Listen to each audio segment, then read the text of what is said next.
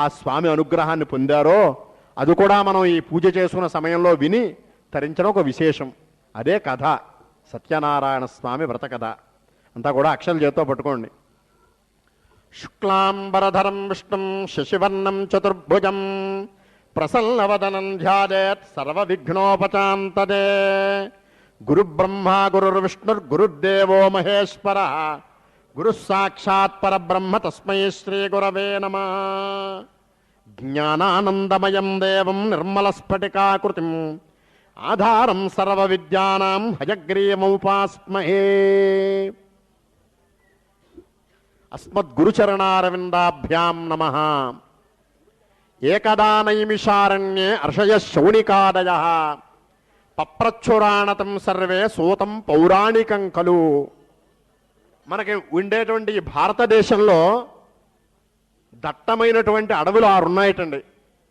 దండక, వింధ్యక, చంపక, బదరిక, నహుష, నైమిష అనేటువంటి 6 పేరు కలిగినటువంటి అరణ్యములు, అంటే అడవులు అన్నమాట.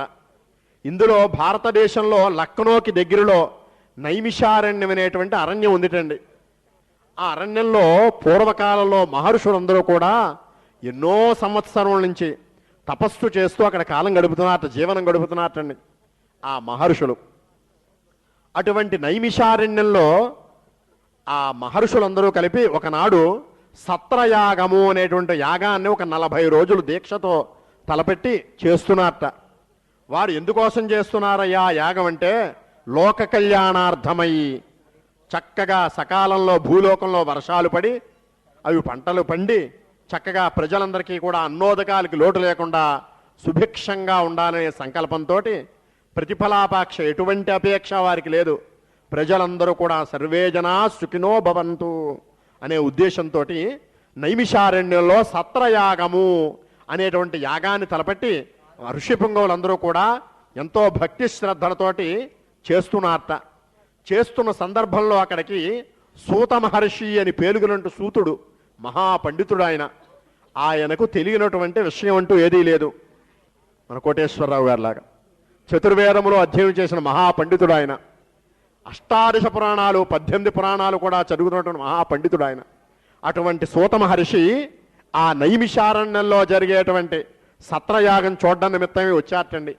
వచ్చినప్పుడు అక్కడ ఋషిపుంగవులందరూ కూడా సాక్షాత్తు పరమేశ్వరుడే వచ్చేటువంటి భావన చేస్తూ ఆయన చక్కగా ఒక దర్భాసనం వేసి ఆ సూత మహర్షిని ఆ దర్భాసనం కూర్చోబెట్టి ఆయనకి పాదపూజ చేసి ఆ ఋషిపుంగవులందరూ కూడా చేతులు కట్టుకుని బంధాంజలుడై నమస్కారం చేస్తూ అడుగుతున్నారటండి.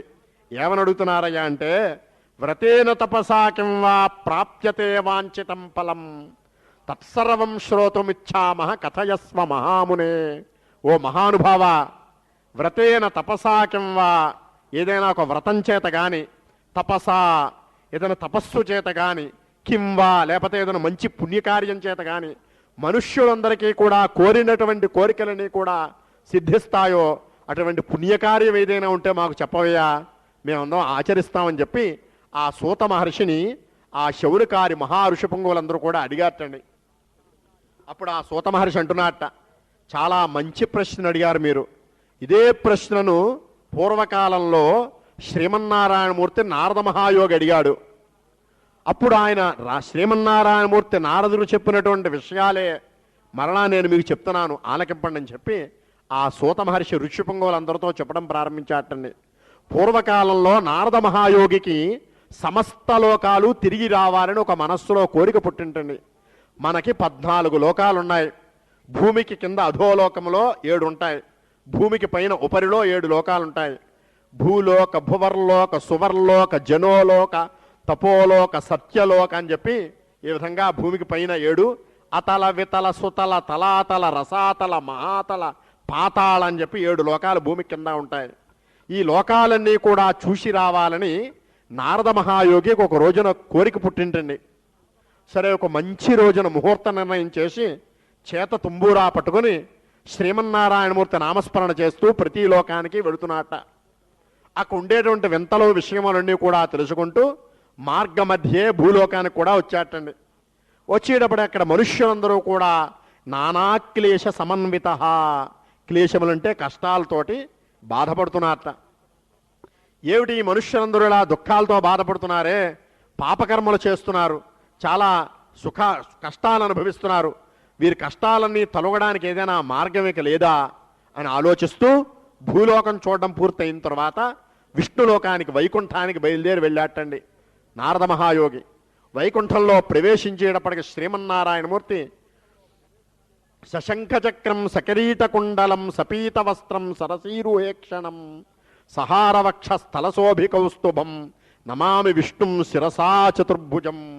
ఆ శ్రీమన్నారాయణమూర్తి వైకుంఠంలో చక్కటి పాల సముద్రంలో 7 సర్పములు కలిగినటువంటి శేష సర్పం మీద మెళ్ళో తులసమాల ధరించి, ఒక చేత శంఖము ఒక చేత చక్రము ధరించి లక్ష్మీ సమేతంగా పడుకుని ఉన్నట్టండి వైకుంఠంలో పాల సముద్రంలో శ్రీమన్నారాయణమూర్తి.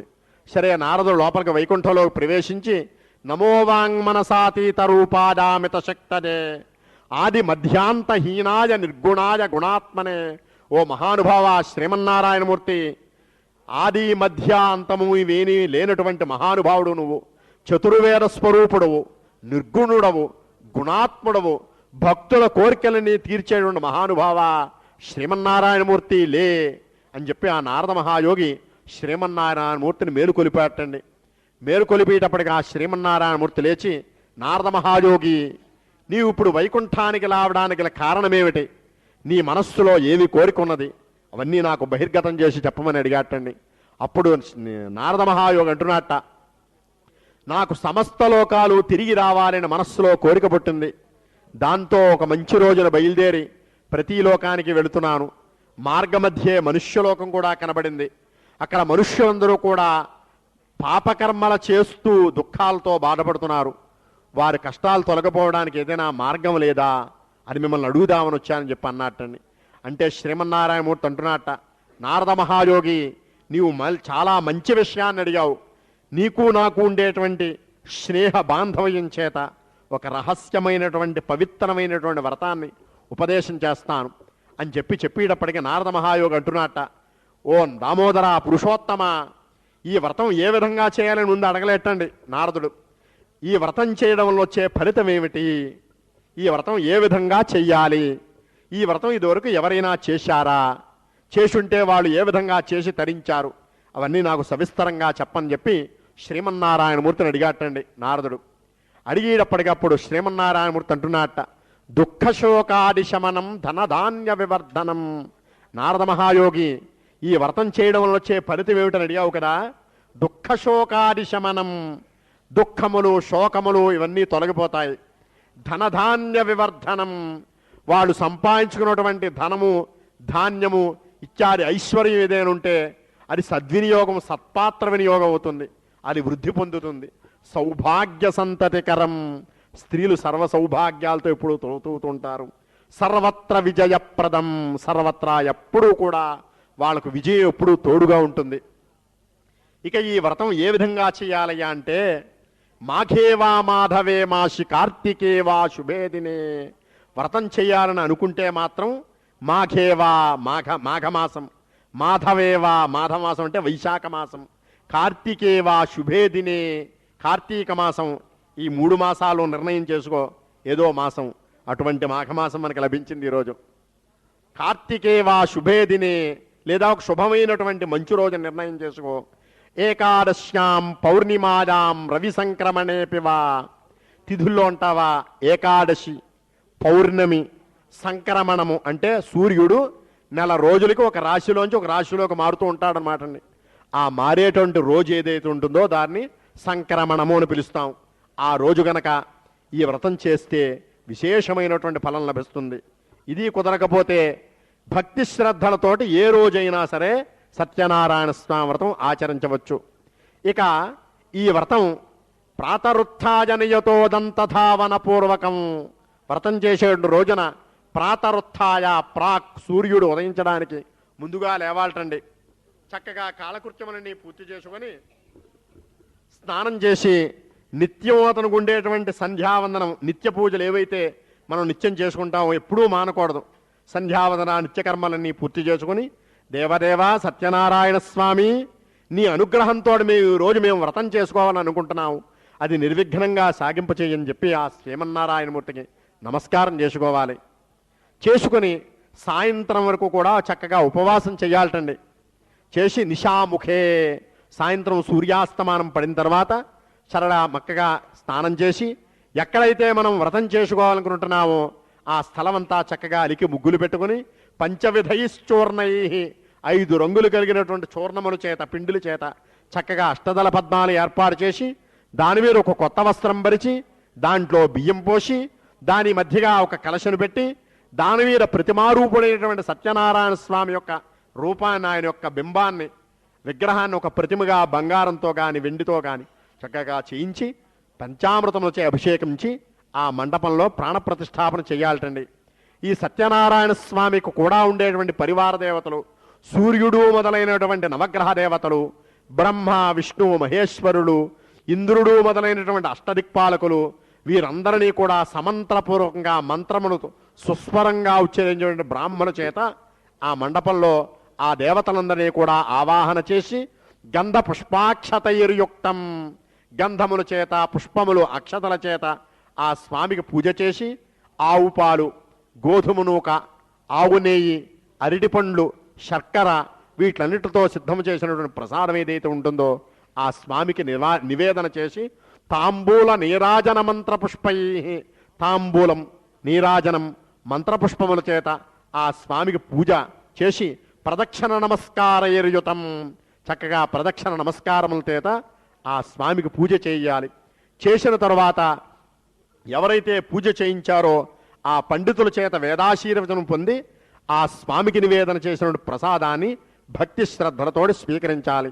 నారద మహాయోగి కలియుగంలో ఈ సత్యనారాయణ స్వామి సత్యనారాయణ స్వామి వ్రతం విశేష ఫలదాయకమైనటువంటిది, ఏ శుభకార్యం చేసినా తప్పనిసరిగా ఆచరిస్తారు అని చెప్పి ఈ వ్రత విధానంతా కూడా ఆ వైకుంఠంలో శ్రీమన్నారాయణమూర్తి నారద మహాయోగికి చెప్తే ఆ నైమిషారణ్యంలో ఉన్నటువంటి మహాములందరికీ కూడా సూత మహర్షి శౌనక మహాముందరికీ కూడా చెప్పాడు. కావున ఇతి శ్రీ స్కాంద పురాణే రేవాఖాండే సత్యనారాయణ వ్రతకథాయాం ప్రథమోధ్యాయ సమాప్త. ఏతత్ఫలం శ్రీ సత్యనారాయణ దేవతార్పణమస్తు. శ్రీమద్ రమారమణ గోవింద గోవింద. కొబ్బరికాయ కొట్టి నివేదన చేసి నీరాజనం విరిగించండి. ప్రథమోధ్యాయానంతరం ఉత్తర నీరాజనం దర్శయామి.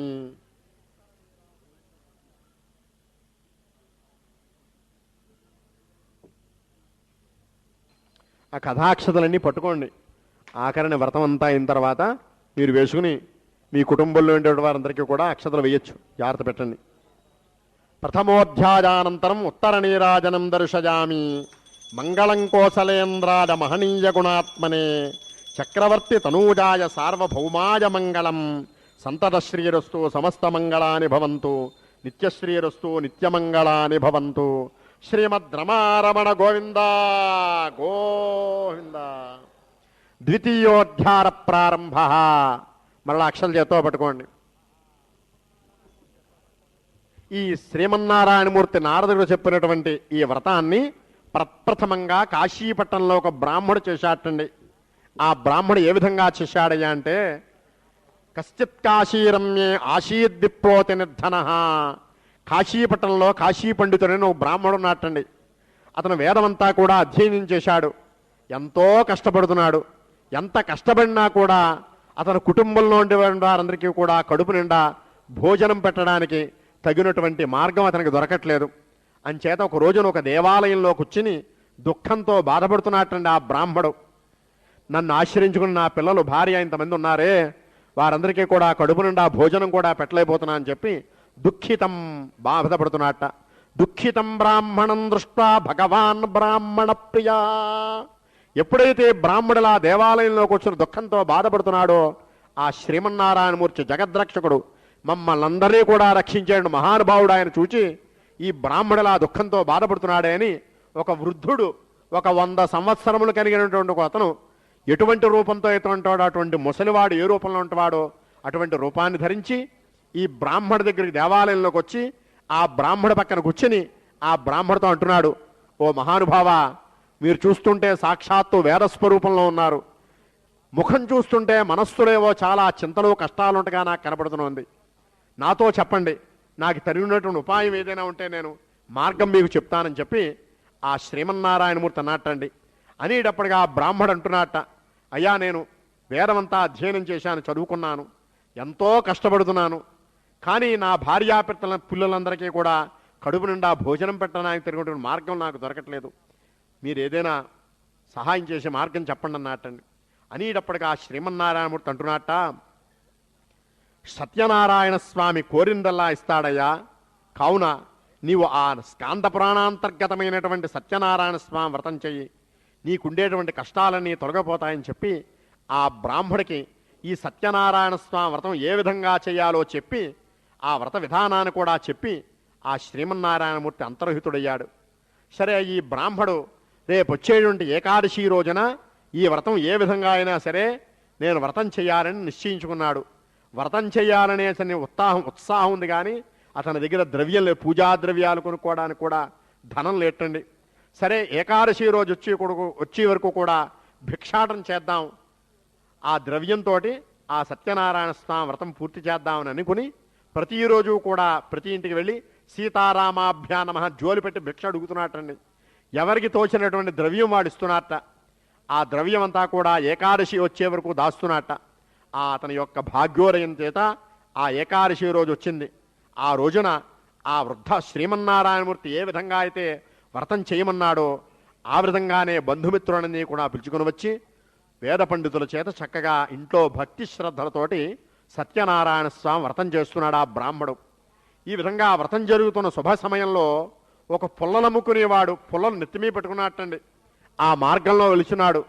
చాలా దాహం వేస్తోంది, ఎక్కడైనా కొంచెం మంచినీళ్ళు తాగుదామని అనుకుంటూ ఈ బ్రాహ్మణ గృహం దగ్గరికి వచ్చి ఆ పుల్లలన్నీ బయట ఉంచి లోపలికి వచ్చాటండి. వచ్చి మంచినీళ్ళు అడుగుదామనుకున్నవాడు అక్కడ జరుగుతున్నటువంటి వ్రతాన్నంతా చూస్తూ సరే వారందరినీ మాట్లాడించడం చెప్పి ఆ పుల్లలు అమ్ముకునేవాడు కూడా అక్కడే కూర్చొని వ్రతమంతా కూడా భక్తి శ్రద్ధలతో చూశాడు. చూచి ఆహా, ఈ సత్యనారాయణ స్వామి అనుగ్రహం చేత నేను కూడా ఈ వ్రతం చేయాలని మనస్సులో అక్కడే నిశ్చయించుకున్నట్టండి ఆ పుల్లలు అమ్ముకునేవాడు. తర్వాత వ్రతమంతా పూర్తయిన తర్వాత ఆ బ్రాహ్మడికి నమస్కారం చేసి, మహానుభావ, మీరు చేస్తున్నటువంటి ఈ సత్యనారాయణ స్వామి వ్రతం ఏమిటని అడిగాటండి. ఇది ఇహలోకే సుఖం భుక్త చాంతే సత్యపంజయవు. ఈ వ్రతం చేయడం వలన ఇహలోకే నీవు జీవించున్నటువంటి ఈ లోకంలో సమస్త సుఖాలు అనుభవించి అంతమునందు మోక్షాన్ని పొందుతావయ్యా ఈ వ్రతం చేయడం వలన అని ఆ బ్రాహ్మడు చెప్పేటప్పటికీ మరలా ఈ పుల్లలు అమ్ముకొని వాడు అడుగుతున్నట్టండి, అయ్యా మీరు బ్రాహ్మలు మారాటి వారు చేయవలసి వస్తే ఏమి చెయ్యాలని అడిగేటండి. ఈ వ్రతం మేము ఒక్కరే చేసేది కాదయ్యా, బ్రాహ్మణాది చాతుర్వర్ణ బ్రహ్మ క్షత్రియ వైశ్య శూద్రులు యావన మంది కూడా ఈ వ్రతం చేసుకోవచ్చు, ఎవరి ధర్మాలను అనుసరించి వాళ్ళు ఈ వ్రతం చేసుకోవచ్చా అని చెప్పేటప్పటికి ఆ బ్రాహ్మడికి ఇంకా ఉత్సాహం వచ్చిందండి. ఆ పుల్లలు అమ్ముకునే వాడికి ఎంతో ఉత్సాహం కలిగింట. సరే, దాహం పుచ్చుకొని ఆ సత్యనారాయణ స్వామికి నివేదన చేసిన ప్రసాదం ఇచ్చాటండి. అది తిన్నాడు. తిని ఇంటికి వెళ్ళాడు. వెళ్ళి రేపు ఎలాగైనా నేను కూడా ఈ వ్రతం చేయాలని మనస్సులో నిశ్చయించుకున్నాడు. రాత్రి పడుకున్నాడే కానీ ఈ జరుగుతున్నటువంటి పొద్దున్నుంచి జరిగినటువంటి ఆ వ్రతమే అతనికి గుర్తుకొస్తోంది కలగా. రాత్రి మీరు పడుకున్నప్పుడు ఈ క్షీరాబ్ది భీష్మేకాదశి నాడు జరిగిన వ్రతం ఆ రాత్రంతా అలా గుర్తుకొచ్చినట్టుగా ఆ పుల్లలమ్ముకున్న వాడు కూడా రాత్రంతా బ్రాహ్మణింట్లో జరుగుతున్న వ్రతమే కదా గుర్తుకొస్తూ అంట. సరే, రాత్రంతా నిద్ర పట్టలేదు, ఎలాగో కాలం గడిపాడు. సూర్యోదయం కాగానే లేచి కాలకృత్యములని కూడా పూర్తి చేసుకుని భక్తి శ్రద్ధలతోటి ఆ బ్రాహ్మడు నోట్లోంచి ఏ విధంగా వ్రతం చేయమని చెప్పాడో ఆ విధి విధాన సహితంగానే ఆ పుల్లలమ్ముకున్నవాడు కూడా వ్రతం చేసి ఆ వ్రత ప్రభావం చేత ఎంతో ఇహలోకే సమస్త సుఖములు అనుభవించి అంతమునందు మోక్షాన్ని పొంది స్వర్గాన్ని చేరుకున్నట్టు నా పుల్లలమ్ముకున్నాడు. ఇతి శ్రీ స్కాంద పురాణే రేవాఖాండే సత్యనారాయణ వ్రత కథాయాం ద్వితీయోధ్యాయ సమాప్త. ఏతత్ఫలం శ్రీ సత్యనారాయణ దేవతార్పణమస్తు. శ్రీమద్ రమారమణ గోవింద గోవింద.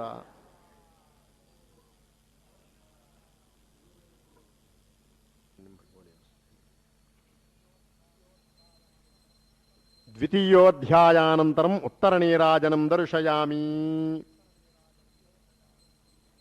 నీరాజనం వెలిగించి చూపించిన స్వామికి మంగళం కోసలేంద్రాయ మహనీయ గుణాత్మనే చక్రవర్తి తనూజాయ సార్వభౌమాయ మంగళం. సంతతశ్రీరస్తు సమస్తమంగళాని భవంతు. నిత్యశ్రీరస్తు నిత్యమంగళాని భవంతు. పుష్పార్ఘ్యం సమర్పయామి. శ్రీమద్రమారమణ గోవింద గోవింద.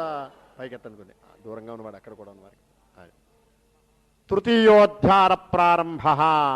మరలా అక్షరం చేత్తో పట్టుకోండి. అథాన్యత్ సంప్రవక్ష్యామి శృణుత్వం ముని సత్తమా. ఆసీతుంగధ్వజో రాజా ప్రజాపాలన తత్పర. ఒక మహారాజు గారు మగధ దేశం అనేటువంటి దేశాన్ని పరిపాలన చేస్తున్నట్టండి. ఆ మహారాజు గారు నిత్యము కూడా దేవతా దర్శనం చేయుచు బ్రాహ్మణుల వేదాశీలములను పొందుతూ చక్కగా అతని రాజ్యంలో పరిపాలన చేసే ప్రజలందరికీ కూడా ఎటువంటి కష్టం కలగకుండా ఆ రాజ్య పరిపాలన చేస్తున్నట్ట మహారాజు గారు. కానీ ఆ మహారాజు గారికి సంతానం లేని కారణం చేత భద్రశీలా నదీ తీరే సత్యస్యంవ్రతమాచరేతు. ఒక భద్రశీల అనేటువంటి నదీ ఒడ్డున ఒక మారేడు చెట్టు కింద కూర్చొని ఆ మహారాజు గారు దంపతులు కూడా సత్యనారాయణ స్వామి వ్రతం చేసుకుంటున్నారటండి.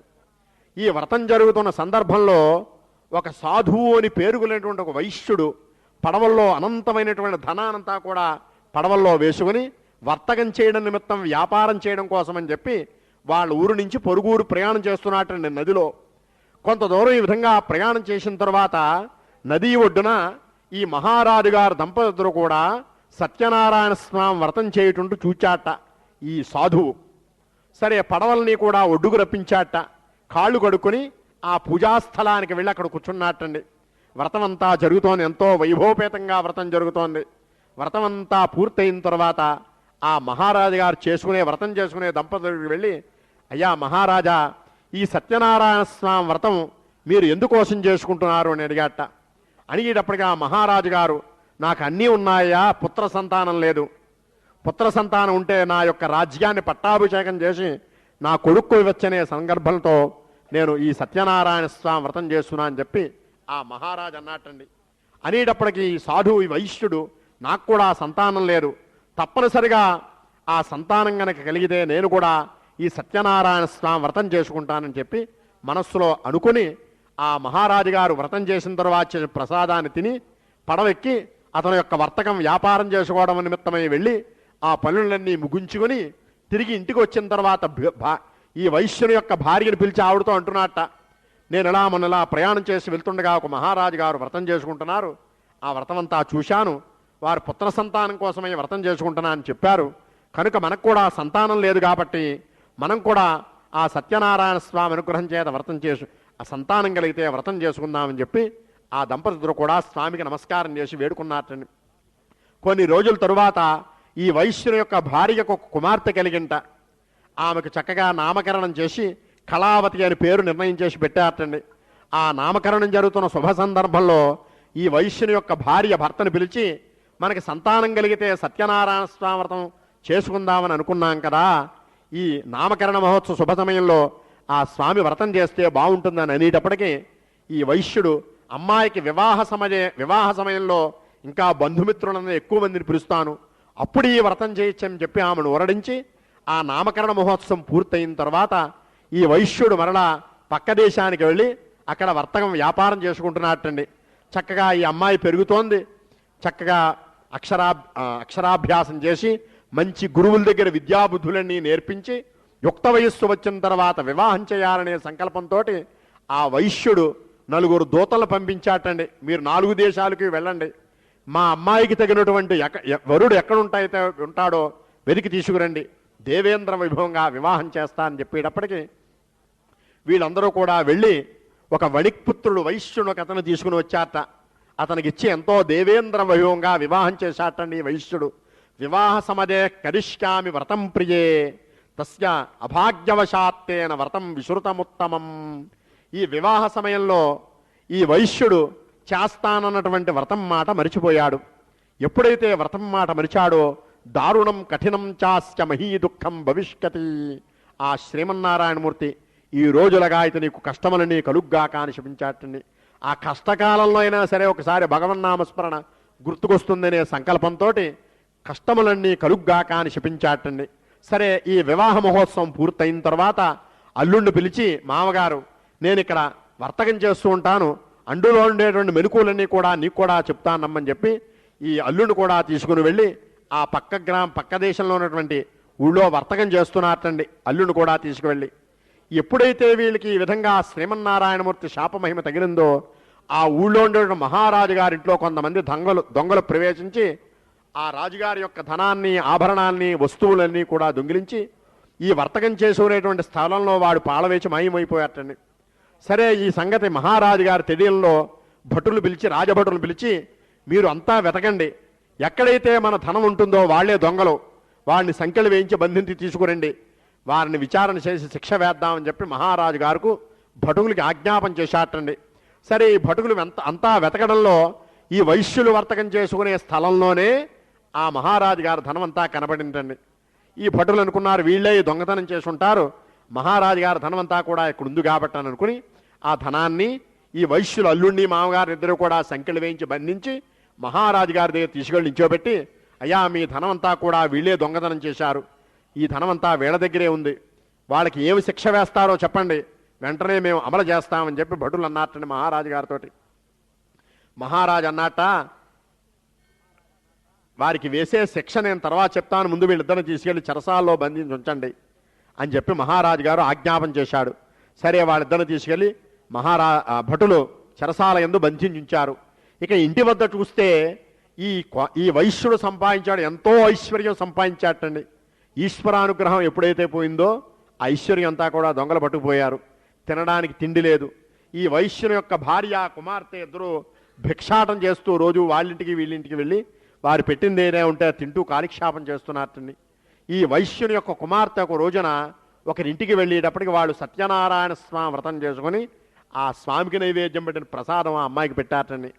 ఆ అమ్మాయి ప్రసాదం పట్టుకుని తల్లికి పట్టుకొచ్చి పెట్టేటప్పటికి అప్పుడు ఆవిడ అందుట, అమ్మా నీవు పుట్టకముందు మీ నాన్నగారు సత్యనారాయణ స్వామి వ్రతం చేస్తా అన్నారు, అది ఈ రోజు వరకు చేయడమే కుదరలేదు, అంచేతే మనకి ఇటువంటి కష్టాలు కలుగుతున్నాయో ఏమిటో, తప్పనిసరిగా మనం వ్రతం చేద్దామమ్మా అని చెప్పి మర్నాడు ఉదయం ఈ వైశ్యుని యొక్క భార్య, కుమార్తె ఇద్దరూ కూడా సత్యనారాయణ స్వామి వ్రతం చేసి అపరాధ సహస్రాణి క్రియంతే హర్నిశమ్మయా దాసోయమితి మాం మత్వా క్షమస్వ జనార్దన, స్వామి మేము అజ్ఞానం చేత కానీ జ్ఞానం చేత కానీ చేసినటువంటి అపరాధాలు ఏమైనా ఉంటే క్షమించి నా భర్త, అల్లుడు ఎక్కడున్నా సరే సుఖంగా ఇంటికి వచ్చేది చేయమని చెప్పి ఆ సత్యనారాయణ స్వామికి నమస్కారం చేశారటండి ఈ భార్య, కుమార్తె ఇద్దరూ కూడా.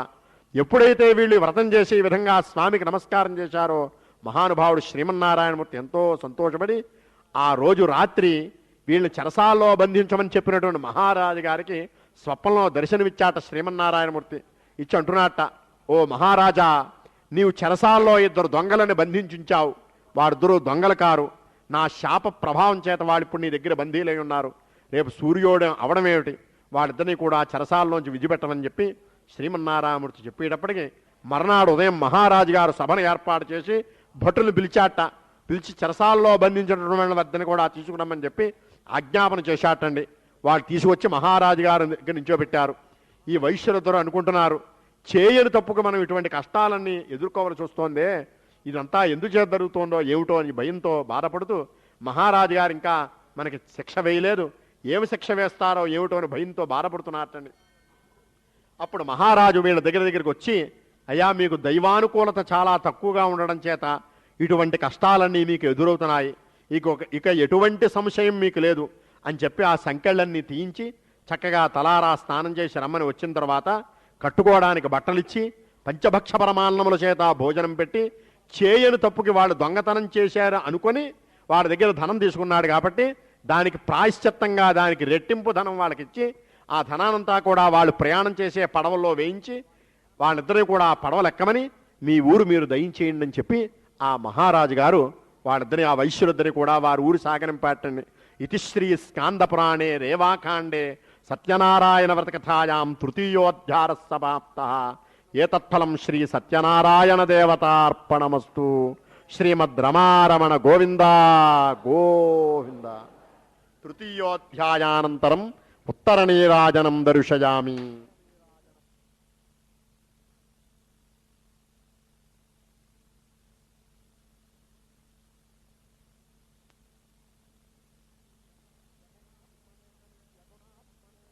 మహనీయ గుణాత్మనే చక్రవర్తి తనూజాయ సార్వభౌమాయ మంగళం. సంతతశ్రీరస్తు సమస్త మంగళాని భవంతు.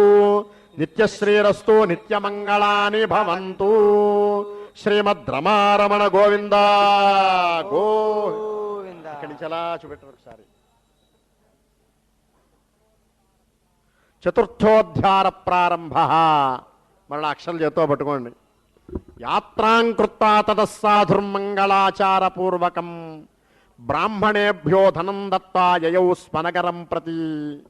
ఈ మహారాజు గారి ఇచ్చినటువంటి ధనాంతా కూడా పడవలో వేసుకొని ఈ అల్లుడు మామగారిద్దరూ కూడా ఎంతో సంతోషంతో తిరుగు ప్రయాణం బట్టి వాళ్ళ ఊరు ఏదైతే ఉందో ఆ ఊరి నిమిత్తం నదిలో ప్రయాణం చేస్తూ వస్తున్నారటండి. మార్గమధ్యలో ఏవైనా పుణ్య నదులు కనపడితే ఆ నదుల్లో స్నానం చేస్తున్నారట, దేవతా దర్శనం చేస్తున్నారట, బ్రాహ్మణులు వేదాశీరువును పొందుతున్నారట, తిరిగి ప్రయాణం చేస్తూ ఇంటికి వస్తున్నారటండి.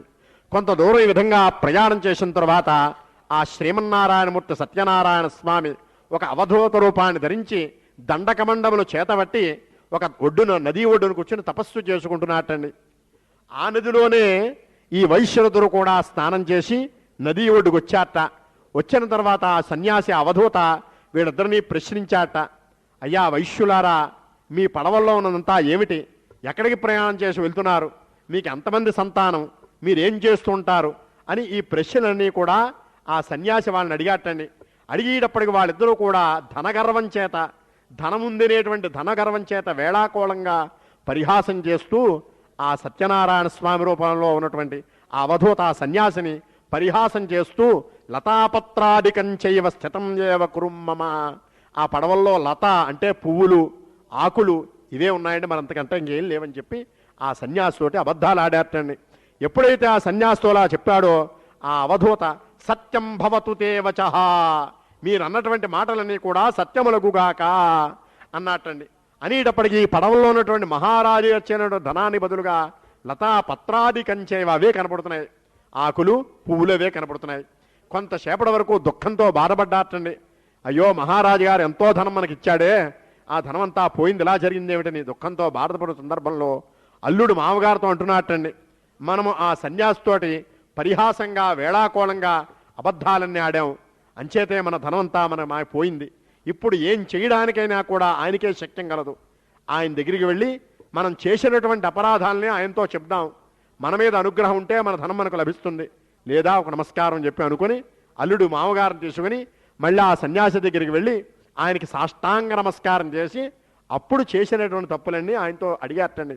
అయ్యా మా దగ్గర ధనం ఉంది, కానీ మీతో పరిహాసంగా వేళాకోళంగా అబద్ధాలన్నీ ఆడాం, మా ధనం అంతా మాయమైపోయింది, మా ధనం మాకిచ్చి మమ్మల్ని రక్షించండి అని చెప్పి వేడుకున్నారటండి. వేడుకునేటప్పటికీ అప్పుడు ఆ అవధూత రూపంలో ఉన్నటువంటి శ్రీమన్నారాయణమూర్తి వారిద్దరికీ దర్శనమిచ్చి, నీకు సంతానం లేకపోవడం నా వ్రతం చేస్తా అన్నావు, అది ఈ రోజు వరకు కూడా నీ చేయలేదు, అంచేతేటువంటి కష్టాలన్నీ నీకు ఎదురుతున్నాయి, ఆ కష్టకాలంలో అయినా ఒక్కసారి శ్రీమన్నారాయణ గోవింద అనేటువంటి భక్తినామస్మరణ ఏమైనా గుర్తుకొస్తుందనే సంకల్పం చేత ఇటువంటి చేస్తే అది కూడా మర్చిపోయి నువ్వు ఇంకా పాపకర్మలు చేస్తున్నావు అని చెప్పేటప్పటికీ ఆ అవధూత ఆ సన్యాసి అంటున్నట్టండి, ఆ వైశ్యుడు అంటున్నట్ట, అయ్యా మీ మాయ వలన నేను ముగ్ధుడినై ఉన్నాను, అంచేత నా మాయను నా అజ్ఞానాన్ని మీరు తొలగింపచేయండి, నాకు భక్తిని ప్రసారింపచేయండి, జ్ఞానప్రసారం చేయండి అని చెప్పి ఆ వైశ్యుడు ఎన్నో విధములుగా ఆ శ్రీమన్నారాయణమూర్తి నమస్కారం చేసేటప్పటికీ ఆ సత్యనారాయణ స్వామి సంతోషించి తథాస్తు అన్నట్టని. అప్పుడు లగాయతో ఆ వైశ్యుడికి జ్ఞానప్రసారం అయింది, భక్తి భావన కలిగింది. ఇక నేను సత్యనారాయణ స్వామి వ్రతం చెయ్యాలి అని మనస్సులో సంకల్పం చేసుకుని మరలా పడవలెక్కి చూసేటప్పటికీ పడవల్లో వారు ఎక్కడ పెట్టుకున్న ధనం అక్కడే యథాస్థానంలో ఉందిటండి. ఎంతో సంతోషించారు. ఇంటికి తిరుగు ప్రయాణం బట్టి వాళ్ళ ఊరు ఏదైతే ఉందో ఆ ఊరు నదీ ఒడ్డుకి పడవలన్నీ చేరేయటండి. చేరిన తర్వాత ఒక అతను ఇంటికి వెళ్ళి మేము వచ్చినటువంటి సంగతి ఇంట్లో చెప్పి రావయ్యా అని చెప్పి ఇంటికి పంపించారటండి. ఇంటికి వెళ్ళేటప్పటికి ఇంట్లో ఈ వైశ్యుని యొక్క భార్య కుమార్తె ఇద్దరు కూడా సత్యనారాయణ స్వామి వ్రతం చేసుకుంటున్నారు.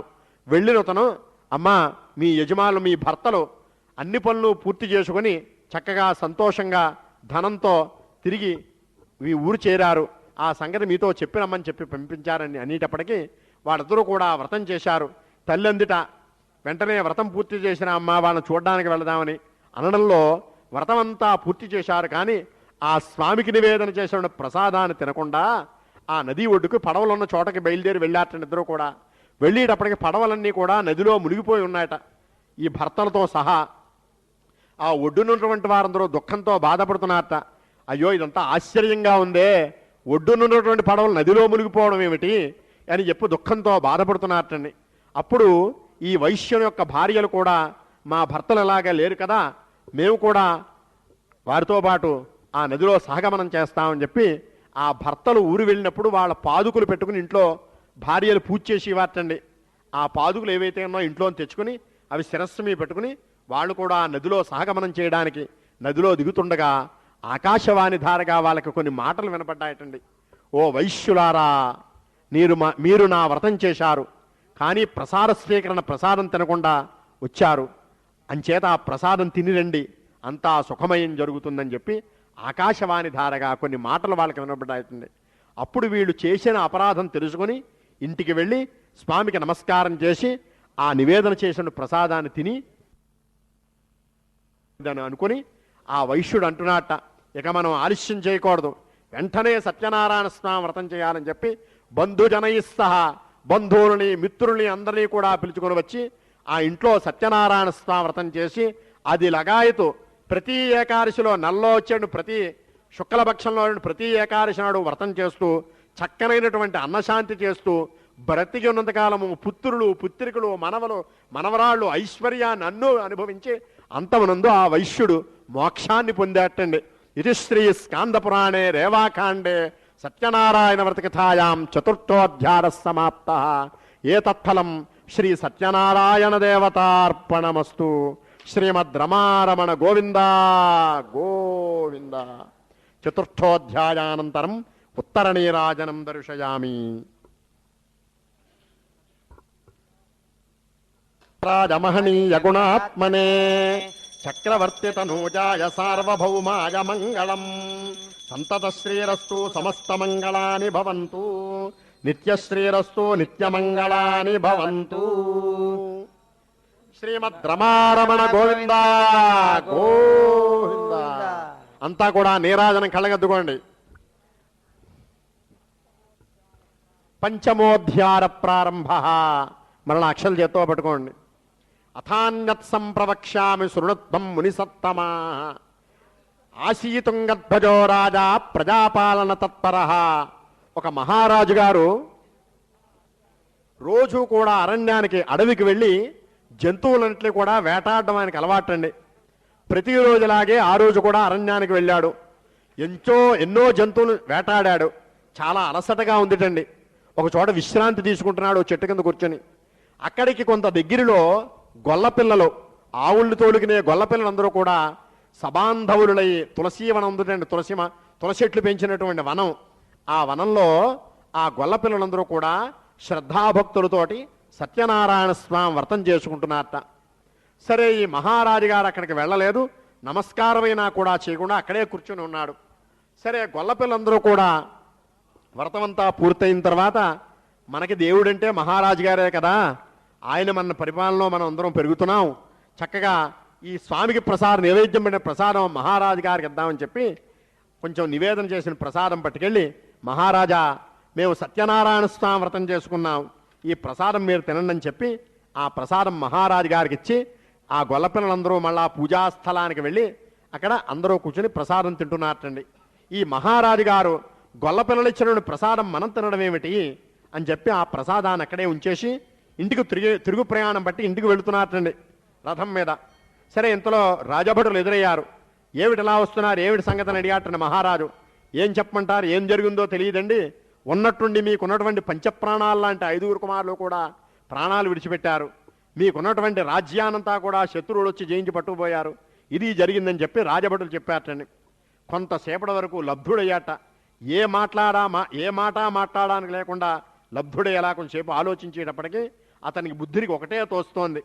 అక్కడ గొల్లపిల్లలు సత్యనారాయణ స్వామి వ్రతం చేశారు, వారు ప్రసాదం తినమని ఇచ్చారు, అది తినకుండా ఇక్కడికి వచ్చాను, అంటిచేతేటువంటిది ఏదో జరిగి ఉంటుందని మనస్సులో అనుకొని మరిగా ఆ తిరుగు ప్రయాణం బట్టి అరణ్యానికి వెళ్ళి ఈ గొల్లపిల్లలందరూ కూడా ఈ సత్యనారాయణ స్వామి వ్రతం ఏ విధంగా చేయాలి ఆ వ్రతం ఎలా చేయాలని ఆ వ్రత విధానంతా కూడా తెలుసుకుని అరణ్యంలోనే ఆ తులసీవనంలోనే సత్యనారాయణ స్వామి వ్రతం చేసి ఆ మహారాజు పూర్వ వైభవానంతా కూడా పూర్వం అతని యొక్క చక్కగా కుమారులతో ఏ విధంగా రాజ్యంతో ఏ విధంగా గడుపుతున్నాడో అటువంటి వైభవాన్ని పొందాటండి.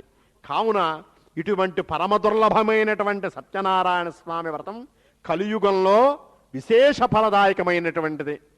కలియుగంలో కొందరు సత్యేశ్వరుడని, కొందరు సత్యనారాయణుడని, కొందరు సత్యదేవుడని నానారూపధరో భూత్వా ఏ పేరుతో పిలిచి ఆయన్ని అర్చించి పూజించినా కూడా మనందరికీ కూడా సకల శ్రేయస్సులు అందించడానికి ఆ మహానుభావుడు సిద్ధంగా ఉన్నాడు. కావున నారద మహాయోగి ఈ సత్యనారాయణ స్వామి వ్రతం స్కాంద పురాణాంతర్గతమైనటువంటి వ్రతం. ఈ వ్రతం యొక్క విశేషాలన్నీ కూడా చెప్పి ఉన్నాను. ఒక బ్రాహ్మణీయ వ్రతం చేసి ఎటువంటి మహత్యాన్ని పొందాడో చెప్పాను. ఒక పుల్లలమ్ముకునేవాడు ఈ వ్రత ప్రభావం చేత ఎటువంటి మోక్షాన్ని పొందాడో చెప్పాను. ఒక వైశ్యుడు వ్రతం ఆచరించడం వలన ఆ వ్రత ప్రభావం చేత అతనికి స్వర్గమే వచ్చింది. కనుక ఈ సత్యనారాయణ స్వామి వ్రతం ఎవరైతే చేస్తారో, లేకపోతే వ్రతం జరుగుతున్నప్పుడు చూస్తారో, అది కూడా జరగకపోతే ఆ స్వామి కథాక్షతలు శిరస్సునందు ధరిస్తారో వారందరికీ కూడా సత్యనారాయణ స్వామి అనుగ్రహం కలుగుగాక అని చెప్పి ఈ ఆశీర్వచనాన్ని శ్రీమన్నారాయణమూర్తి నారద మహాయోగికి చెప్తే ఆ సూత మహర్షి శౌనికారి మహామందరికి కూడా చెప్పి ఉన్నాడు. ఇది శ్రీ స్కాంద పురాణే రేవాఖాండే సత్యనారాయణ వ్రతకథాయాం పంచమోధ్యాయ సమాప్త. ఏతత్ఫలం శ్రీ సత్యనారాయణ దేవతార్పణమస్తు. స్వస్తి ప్రజాభ్య పరిపాలయంతాం న్యాయేన మార్గేణ మహిం మహిషా. గోబ్రాహ్మణేభ్య శుభమస్తు నిత్యం. లోకాః సమస్తాః సుఖినో భవంతు. సర్వే జనాః సుఖినో భవంతు. దేవదేవస్య అనంతానంత భోగో అస్తు. ఏతత్ఫలం శ్రీ సత్యనారాయణ దేవతార్పణమస్తు.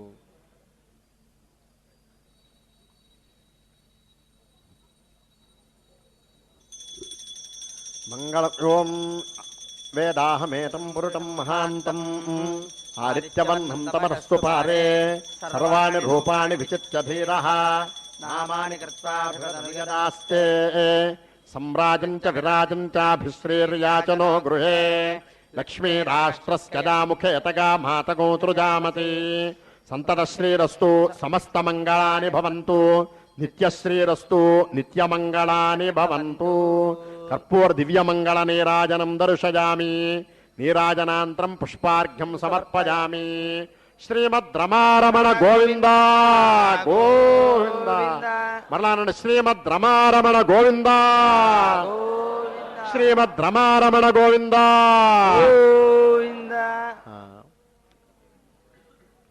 ఈసారి ఆ కథాక్షరాలు ఏవైతే ఉన్నాయో మీ కళ్ళకద్దుకుని 2 అక్షరాల శిరస్మి వేసుకోండి. ఆ స్వామికి పూజ చేసినటువంటి పుష్పాల్లో తులసీదళం మగవారు చెవిలో పెట్టుకోండి, పుష్పం ఉంటే ఆడవారు తల్లో పెట్టుకోండి. శ్రీ సత్యనారాయణ దేవతా ప్రసాద సిద్ధిరస్తు. సకల శ్రేయోభివృద్ధ్యర్థం యావచ్చక్తి మహదాశీర్వచనం కరిష్యే.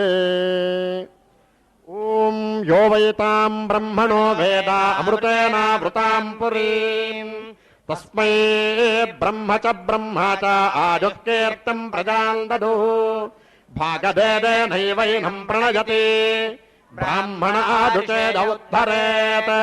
బ్రాహ్మణో వై సర్వా దేవతా సర్వాభిరేవైనం దేవతాభిరుద్ధరతి. యావతేర్వై దేవతాస్తాః సర్వా వేదవిద్ బ్రాహ్మణే వసంతి తస్మాత్ బ్రాహ్మణేభ్యో వేదవిభ్యో దివే దివే నమస్కుర్యాన్న. శ్రీలంకీర్తయేదేతా ఏవ దేవతా ప్రీణాతి. అనంతరాజాద సర్వస్తోమోతి ఉత్తమమహద్భవతి సర్వస్యాప్యై సర్వస్య జిత్యై సర్వమేవ తేనాప్నోతి సర్వం జయతే. అజ్ఞేజతస్మిను జతతే మమర్పజేంద్రావతీమపతితే. అయం మూర్ధా పరమేష్ఠే సువర్చా సమానానాముత్తమ శ్లోకో అస్తు. శతం జీవ శరదో వర్ధమానయత్యపి నిగమో భవతి. శతం దీర్ఘమాయుర్మరుతదేనా వర్ధయంతే. మేవ శతాత్మానం భవతి శతమనంతం భవతి. ఐశ్వర్యం భవతి శతమితి శతం దీర్ఘమాయు. ఆజర్దాగ్నే హవిషోజుషాణో ఘృత ప్రతీకో ఘృతయో నిరేధి ఘృతం ప్రేత్వా మధుచారు గవ్యం పితేవ పుత్రమభిరక్షత పశ్యతి పుత్రం పశ్యతి పౌత్రం ప్రజగా పశుభిర్మిథునైర్జాయతే యస్యైవం విదుషోగ్నిహోత్రం జుహ్వతి యౌ చైనమేవం వేద రోచనో రోచమానః శోభనః శోభమానః కళ్యాణః పూర్వదిగ్భాగే ఇంద్రో దేవత ఇంద్రప్రసాదాద్రాజ్యాభివర్ధనమశ్నుతే దక్షిణ దిగ్భాగే యమో దేవత యమప్రసాదాత్ ఆడుష్యాభివర్ధనమశ్నుతే పశ్చిమ దిగ్భాగే వరుణో దేవత వరుణ ప్రసాదాత్ పుత్రపౌత్రాభివర్ధనమశ్నుతే ఉత్తర దిగ్భాగే కుబేరో దేవత కుబేర ప్రసాదాత్ ధనధాన్యాభివర్ధనమశ్నుతే సర్వ దిగ్భాగే బ్రహ్మ దేవత బ్రాహ్మణ ప్రసాదాత్ శత్రుక్షయం మిత్రోర్జయమశ్నుతే సోమేన రాజ్ఞా సర్వాదిశో జయతి జ ఏవం శతమానం భవతి శతాజః పురుషః శతేంద్రియ ఆయుష్కేవేంద్రియే ప్రతిష్టతి. అంతా అలా నమస్కారం చేయండి.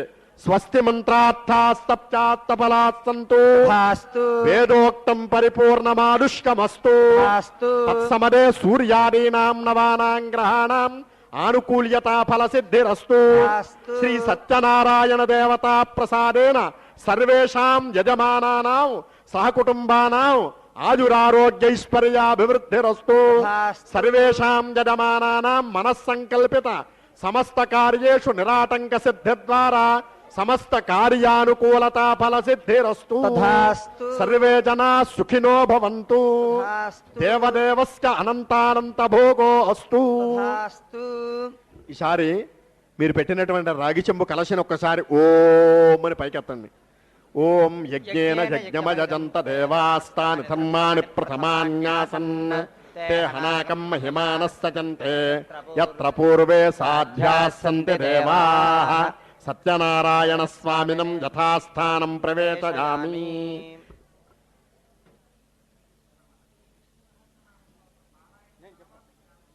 తర్వాత మీరు నివేదన చేసినటువంటి ఆ ప్రసాదం, ఆ కొబ్బరి చెక్కలు, అరటిపళ్ళు అన్నీ కూడా మీరు ఇంటికి పట్టుకెళ్ళండి. అక్కడ మండపం దగ్గర నివేదన చేసినటువంటి కొబ్బరి చెక్కలు, ప్రసాదము, మీకు నిమిత్తం ఇచ్చినటువంటి ప్రసాదము అన్నీ కూడా మీరు తీసుకుని జాగ్రత్తగా మీ సామగ్రి అన్నీ కూడా సంచిలో పెట్టుకోండి. ఉద్వాసం చెప్పేసాం.